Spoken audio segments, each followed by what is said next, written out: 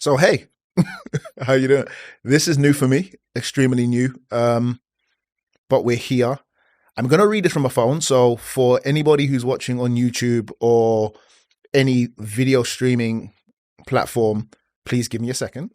This is number one. Welcome to the I Got Fired Last Week podcast, where we talk about the challenges and the opportunities of being made redundant. I am your host, Samuel Uramaran, and I've been there myself. As I'm sure you can guess from the name, I was made redundant last week, or put very bluntly, I was fired last week. And in this podcast, we're going to talk about everything from the emotional roller coaster of being made redundant to some of the things you can do to step out of that place into the future. Now, some of you are probably thinking, who is this guy? What makes you actually even able to say these things? So I'll introduce myself and hopefully I'll give you a bit more context. So my name's Sam. I am in my 30s. I'll save that. I'm in my 30s. I'm married. I have been for coming on 6 years, and I've got a 10-week-old son. And as I'm sure you can imagine, that complicates things a lot because being fired last week is not the best way to start things off.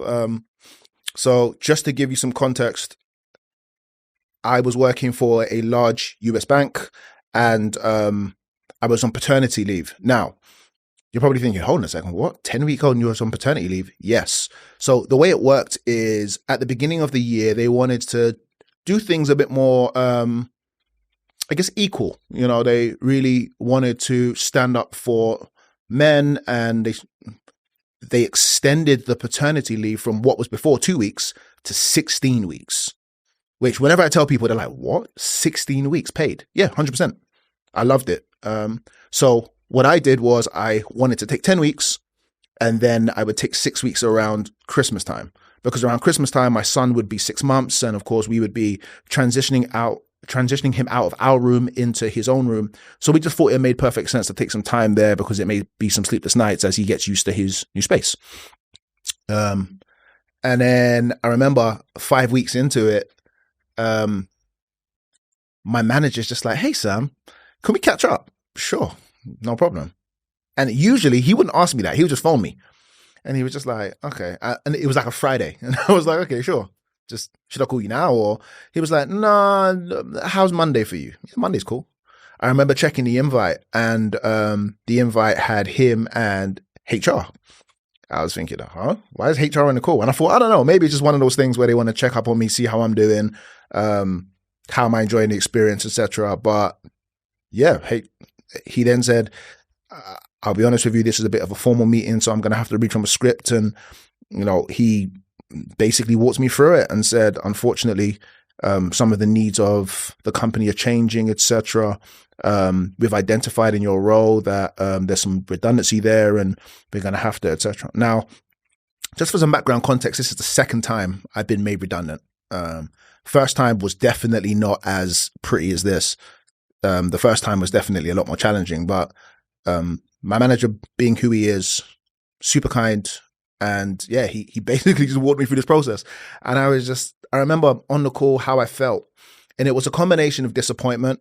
I was embarrassed. I was angry.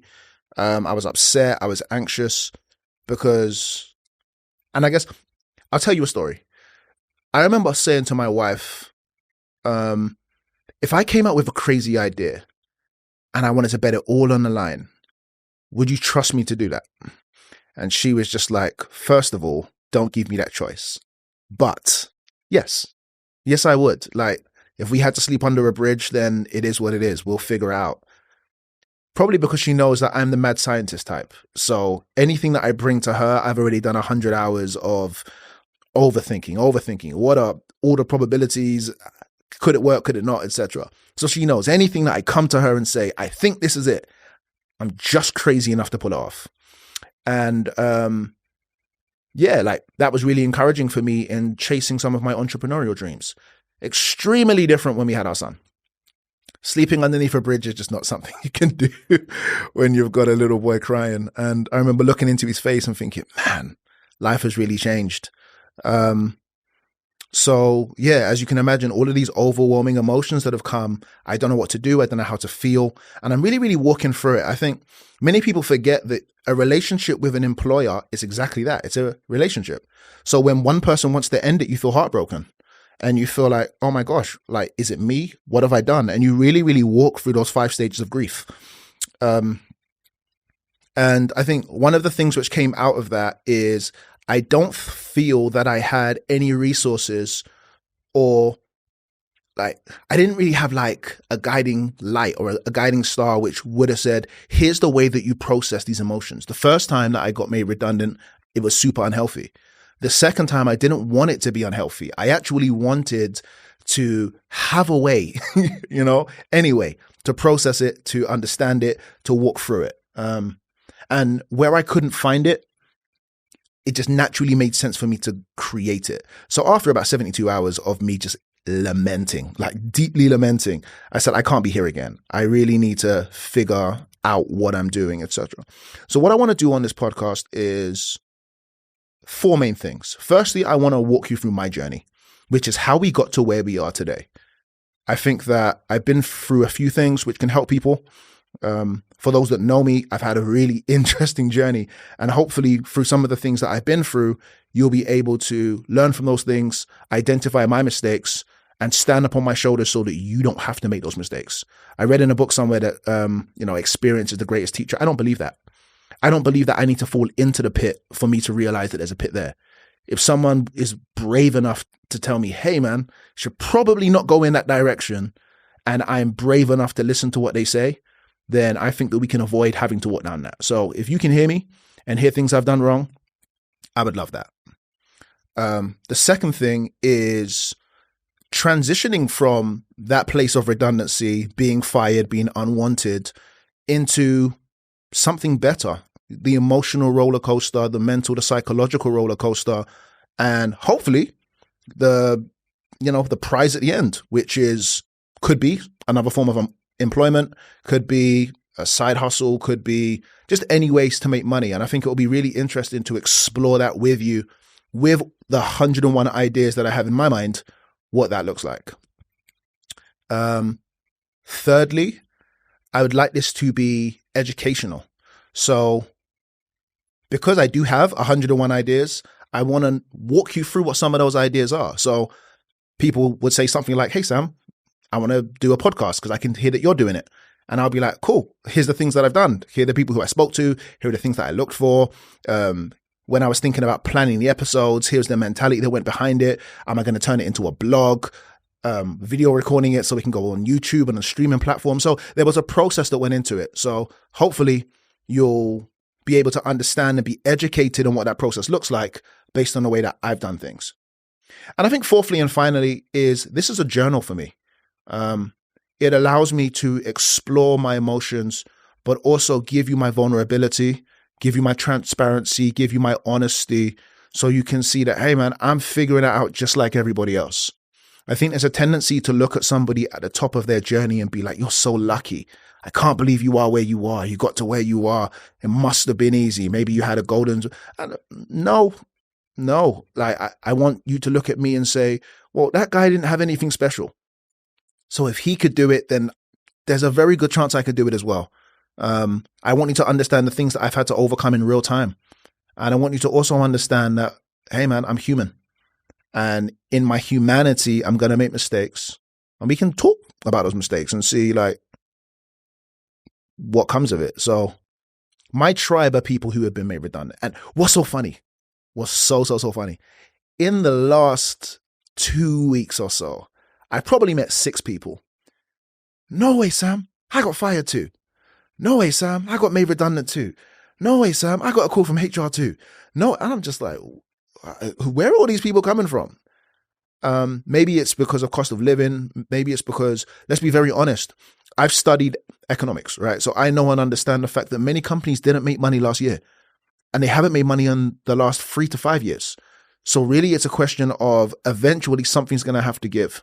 And when companies see people as resources and they need to cut resources, that's not only things, that's also people. They have to cut their human capital. So I really, really want to put it out there right from the beginning. I have no hate. I'm not harboring any anger or malice towards the companies. I mean, if you're a digger like me, as you can hear, I've got a stutter. But if you can dig like me, you'll probably find that it's quite easy to find out where I worked and the places that I got made redundant from. That's not the hard bit. But I really, really want to put out there that they've been good to me. They have. And I won't slander them. I won't say there's anything wrong with them. I think that being made redundant a second time really opened my eyes to the things about me that I had to address. It's so easy to just go, I hate these people. They're such beep. I can't believe them. I hate them so much. That's not how it is. I've worked with amazing people who have pushed me and who have challenged me. I personally believe, and this is just my belief, I got super comfortable being a B player because whether I liked it or not, whether I did great work, I knew that I could just do good work and the magic fairy would put money in my account on the 28th of the month. And I'm not saying that there's anything wrong with being salaried, but what I am saying is that sometimes, at least I found in my situation, I found that it didn't make me want to go above and beyond. It didn't make me want to perform. For example, let's say if I had to make 10 calls in a day, I'd make 10. Very, very different from when you control the narrative and when you're self-employed and there's no one who's going to put money in your account. Some of my friends who are self-employed, I have a friend, and I'm going to keep on calling him a friend because he knows exactly who he is. But I've got a friend and we had a conversation and he said to me, Sam, listen, the magic genie doesn't put money in my account every month. So when I think about feeding my family, I have to overcompensate. I have to go above and beyond because I don't know which one of the seeds that I've scattered is actually going to yield the fruit for me this month. It could be none of them. And I need to be okay with that. At the same time, I could get a massive influx of cash.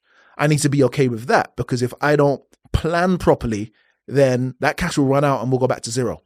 So all of my self-employed friends are doing really, really well. They make way more money, but simply just because they've never had the freedom of, don't worry, I'll call in sick. I mean, if you call in sick, you don't eat, so it's a very, very different world out there. But here we are. This is the pilot. This is episode 1. And there's a few things that I want you to know. The first thing is you're not alone, which is you have a tribe of people who have been through the same thing and who are going through the same thing. Redundancy hurts. I can promise you that. For somebody to look you in the face or even to come on Zoom or Teams and say, yeah, I know you've been doing some stuff, but the stuff that you've been doing and giving your time, your attention and your expertise to, we no longer need that. That's no longer valuable to us. We no longer want to pay for that. That hurts. So you're not alone. There are many people who have been made redundant. Actually, I looked at some stats and up until April 23, so year to date, this is from January to April, 93,000 people in the UK were made redundant. Unemployment is shooting up. It's tough for everybody. So you don't need to look too far to find out that there are people going through a similar thing as you. And there are people who are figuring it out the same way that I'm sure you will. People who, okay, fair enough, I've got a 10-week-old, but there are some people who have 4 children, and they're really, really concerned on how they're going to feed their family. So where I didn't necessarily have a guiding light or have here's the way that you address that, or here's the thing that you do on day one. I want to be that for you, but you're not alone. You have a tribe of people who love you, who care about you, and who are thinking about you as we all transition on this journey together. Number 2 is I want you to know that you may not be the issue. You may not be the issue. And I know that's hard for some people because they're like, well, no, they said that they don't want me working here, so it must be me. Not always. Sometimes companies just want to go in a different direction. The way that I've humanized it in my mind, at least, is that companies are people. And if companies are people, it means that in the same way people make decisions and we're volatile, companies are going to be volatile. There's going to be a project that they thought was really, really amazing. They look at the numbers and they're just like, no offense, bro, that's just dumb. It just didn't work out. We thought it was only going to cost, the numbers are significantly bigger. So they may say something like, we thought it was only going to cost 1 mil. It actually cost 5. There are repercussions we might say, yeah, there's just this project at work is taking long. That's costing them money every day. They have to figure that stuff out.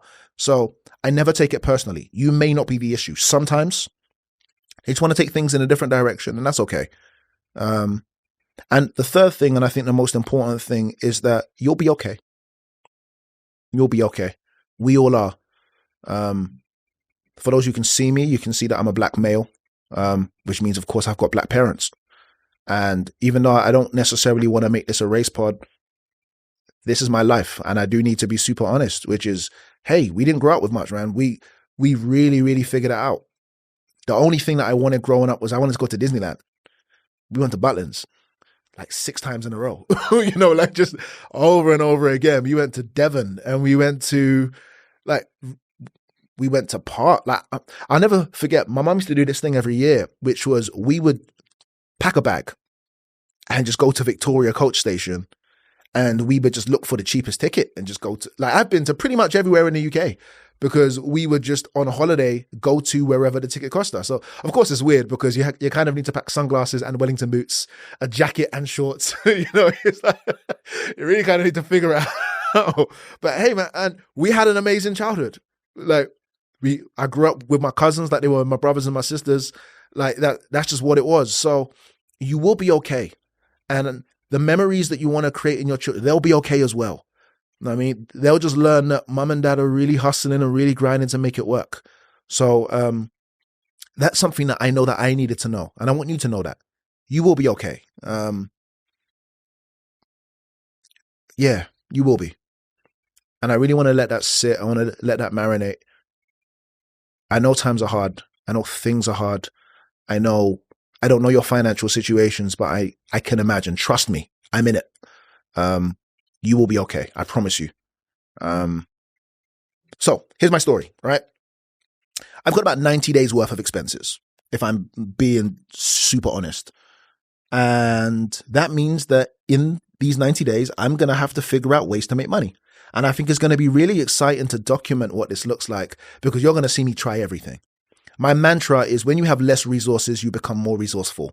So hence starting a podcast, but I'm also filming it and I'm turning it into a blog. I would have never done anything like that unless I was like, hey, Sam, guess what? You probably need to make money to feed your family. You should probably figure out ways to do that. That made sense to me. I'm reading property books at the moment. I'm reading everything. If it's something physical and I'm reading it and trying to understand how people do things. I'm exploring every opportunity because I don't have the luxury of kind of resting on my laurels and hoping for the best. And I think if you leave this podcast with anything, especially the first episode, I want you to leave with, I'll be okay and so will you. You'll be okay and so will I. We're all figuring this out in real time. My hope is that this ends up becoming a super interactive audience where you're able to ask me questions. I'm able to throw out topics and we can just have real discussions. I'm going to be bringing in guests periodically because, again, remember, I know a whole bunch of people who have been made redundant. So it's how do we handle that? How do we walk through that? And yeah, I'm rambling. So I'm super, super excited to go on this journey with you. Thank you for episode 1. Thank you for joining me on this. And yeah, let's go. Happy podcasting, family.